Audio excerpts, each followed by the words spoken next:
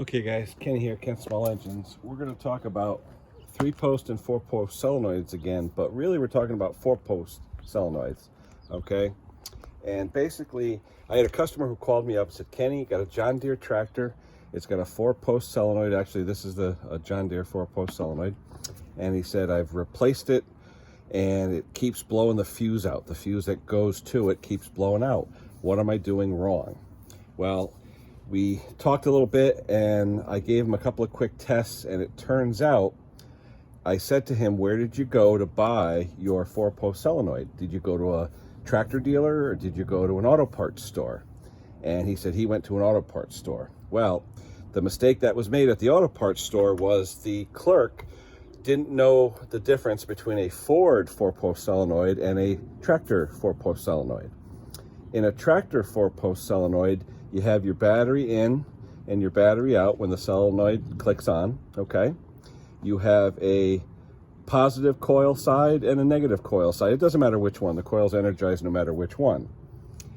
Now, in a Ford solenoid, okay, the Ford solenoid is different. In a Ford solenoid, you have an S terminal for starter or switch, and you have an I terminal for ignition. It doesn't work the same way as a lawn and garden tractor solenoid. In a Ford solenoid, the output post is connected to the ignition post, or the 4th post on your solenoid, okay? And what that does, in the olden days, they had coils, they had low voltage at 6 and 12 volts, but they also had ballast resistors going to their coils.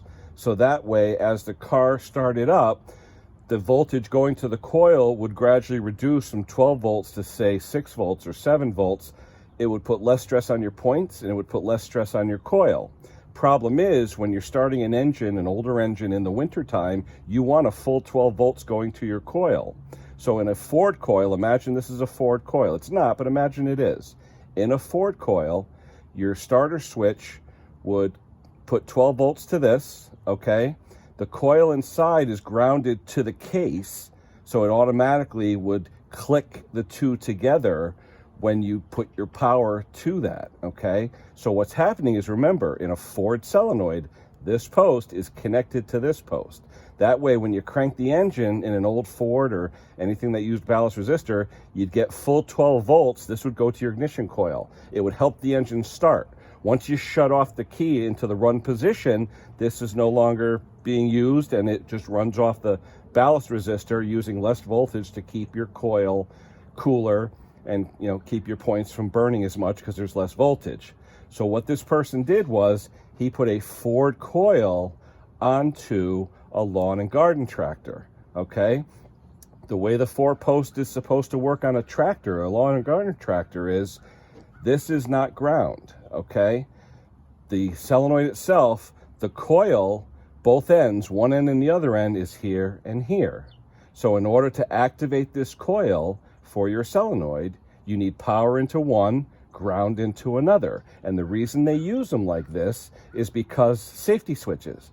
You don't want a tractor to be able to turn on when your blades are engaged or when your parking brake isn't on. So what this extra post is to give ground to the solenoid to activate it, but it'll only give ground if your transmission's in neutral, if your parking brake is on, and your PTO is off. This way, it's a safety thing, okay?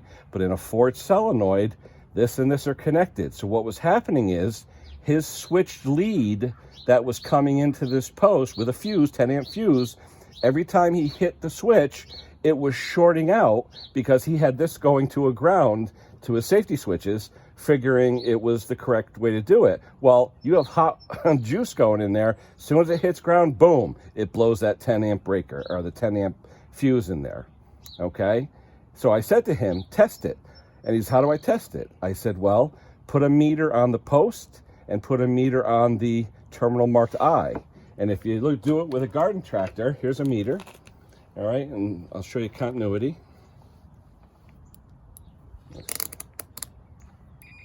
You hear buzzing? Okay, if you notice, I'm touching the bottom of it and I'm touching this. They're not connected. So if this was grounded and the switch was grounded, it would be buzzing. It's not. So the switch itself is not working that way. And I'll show you a different way. If you have 12 volts, for example, here's the coil. I have 12 volts coming in right here. All right, I have 12 volts going to one lead. Now listen, hear it? Okay. But if this was automatically grounded, if the thing was grounded, see, nothing. So this switch itself is not grounded to its frame. You need its own ground, and that's what comes from the safety switches. So as soon as you satisfy all the safety switches, all right, and you have a ground here, you hit your ignition or your starter switch, and it puts it there. But in a Ford solenoid, when it clicks, it's putting power to connect these two. This one and that one are connected, and that's why he kept blowing the fuse. So remember, to use a 4-post solenoid, make sure that you take a continuity tester, okay, and you test between here and here to see if it's a Ford solenoid, okay? A Ford solenoid, if you notice on here, see, nothing. In a Ford solenoid, when you hit the I ignition post to the output post, it's gonna make a noise. It's gonna be connected. That's how you tell if you have the Ford solenoid. Don't make that mistake. Luckily, he had the 10 amp fuse and he kept just blowing the 10 amp fuses, so it wasn't too bad. I told him to go to a lawn and garden store. He did the check where he made sure these weren't connected. It was a true 4-post solenoid with this not connected, and he was good to go. So just a reminder, guys, the 3-post solenoids are grounded to the case. So if I touch the case, you can hear it. The case is always, you can hear it, all right? It's grounded. So the coil itself is grounded to that case, all right? But you only have one positive lead. So on a 3-post, I'll show you real quick, all right? Your tractor's grounded. All you're doing is putting 12 volts to it.